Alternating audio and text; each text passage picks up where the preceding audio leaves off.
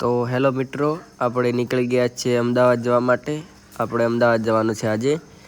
આપણે આરઆરબીની પરીક્ષા છે.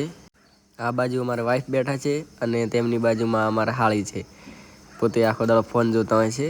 એમને કાંઈ બીજું હુજ્જું જ નથી હોતું. જ્યાં જુઓ ત્યારે ફોન જ, બસ ફોન બસ ફોન જ જોવે આખો દાડો. રીલ જો કરે છે. ફોન તો જો કરે છે, પણ ભણવામાં પોતે હોશિયાર છે. આપણે ખોટું ના કહેવાય. અમે પણ બેઠા યુટ્યુબમાં શોર્ટ જોઈએ છીએ અને બારીએ બેઠા બહારનો નજારો જોઈ રહ્યા છીએ. બારે નજારો બહુ સારો છે. બપોર પડી ગઈ છે. બેઠા બસ રીલ જોવાની મજા આવે. શું કરીએ ત્યારે બેઠા. આ બંને કેવી મસ્ત જોડી છે અમારી બંનેની. કોઈને કેવું હોય તો મને કોમેન્ટમાં કહી શકે છે કે અમારી જોડી કેવી છે. તો ફટાફટ આપણે બસ જાયરી છે. રાધનપુર પહોંચી ગયા છીએ. રાધનપુરથી ડ્રાઈવરે વાળી દીધી છે. હવે ડાયરેક્ટ રાધનપુરથી મહેસાણા જવાનું છે. આમ તો સીધું જવાનું હોય છે, પણ રસ્તો ખરાબ હોવાના લીધે સદારામ બાપાના ગામ ટોટાણા થઈને આપણે લેવાની છે ગાડી. આ બાજુ રસ્તો સિંગલ પટ્ટી છે. રસ્તો બહુ ખરાબ છે. આગળ 2 આખલા લડેરા છે. તે પબ્લિકને હેડવા નથી દેતા. લડતા હતા, આપણે વિડીયો ઉતારી લીધો છે. બંને બહુ લડેરા છે. મસ્તી હુજે છે બંનેને. આ બાજુ જો અમારા હાળી બસ હવે સૂઈ ગયા છે. થાકી ગયા ફોન જોઈને. બસ તો ફટાફટ જાય રહી છે. ડ્રાઈવર કાકા એકદમ મસ્તીમાં આવી ગયા છે, એટલે ફટાફટ બસ ચલાવેરા છે. ડ્રાઈવર કાકાને મૂડ આવી ગયું છે આજ તો. જુઓ કેવા ગાડી ચલાવેરા, ચશ્મા બસમાં પહેરીને. ઘડીક આમ જોવે ને ઘડીક આમ જોવે. મસાલો ખાતા જાય, ફોન જોતા જાય. ડ્રાઈવરને મજા આવે છે, બસવાળાને. કાંઈ ગાડી ચલાવે છે.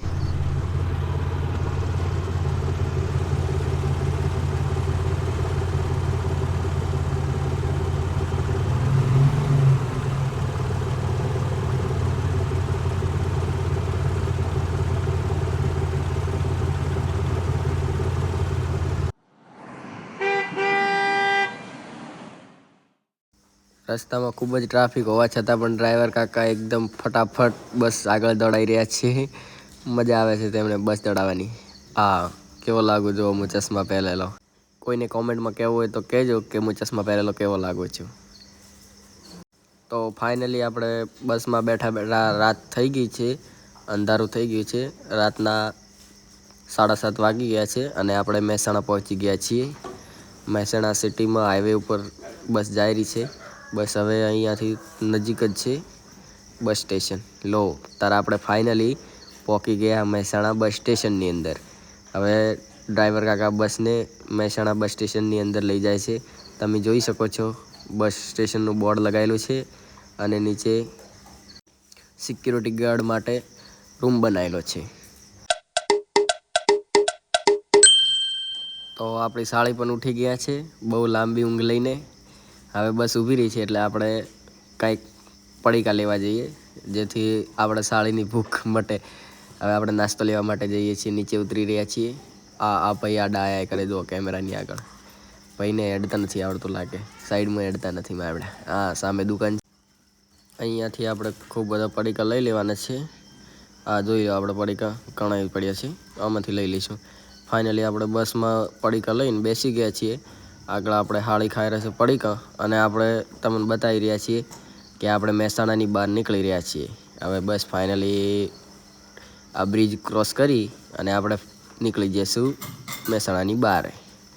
મહેસાણાની બહાર નીકળ્યા પછી સીધા હાઈવે ઉપર ચડી જશે, જેથી ફટાફટ આપણે અમદાવાદ પહોંચી જઈએ. અમદાવાદ આપણે આપણા મામાને ત્યાં રહેવાનું છે. ત્યાં આપણે ફોન કરીને કહી દીધું છે કે જમવાનું બનાવી દે. એમણે બધું બનાવી દીધું છે અને આપણે ત્યાં જઈને બસ ખાઈ પી અને આરામથી સૂઈ જવાનું છે.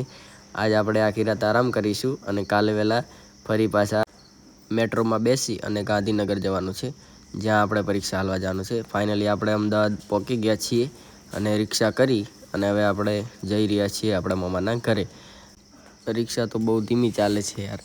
આના કરતાં તો બસ વધારે ચાલતી હતી. પણ ટ્રાફિક બહુ વધારે છે ને, એટલા માટે રિક્ષા હળવે ચાલે છે. આ બાજુ આડી ગાડીઓ આવે, સામેવાળા જુઓ લાઇટો મારેલા છે. તો બસ આપણે ફટાફટ રિક્ષા લઈ અને મામાની ઘરે પહોંચવામાં બસ નજીક જ પહોંચી ગયા છીએ. બસ હવે 10 મિનિટમાં પહોંચી જઈશું ફટાફટ. રિક્ષાવાળાએ જો મીટરમાં લખેલું છે કે કેટલા પૈસા થશે. આ મીટરવાળી રિક્ષા છે, આમાં થોડા પૈસા વધારે થશે. આના કરતાં તો આપણે ઉબર કરી હોત તો સારું હતું.